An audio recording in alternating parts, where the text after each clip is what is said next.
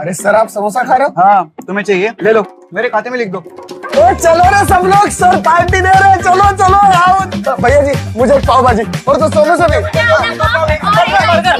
ये लो भैया। सुनो छुट्टे पैसे तो लेके जाओ। अरे यार रखो यार, कितना ही कमाते होगे दिन का? कितने स्टूडेंट्स अपने? 800। 800। तो सोच एक स्टूडेंट ने 50 रुपए खर्चा किया तो कितना हुआ दिन का? 40,000। 40,000 दिन का। ये लो बेटा, keep the change. Babu class के बाद लाइब्रेरी चलते हैं। चल। मोहब्बत थी इसलिए जाने दिया, जिद होती तो जिद होती तो क्या बे? कुछ नहीं भैया, मोहब्बत और जिद आपकी है। अभी असाइनमेंट लिख लेता हूँ, टाइम बचेगा तो सिलेबस कंप्लीट कर दूंगा।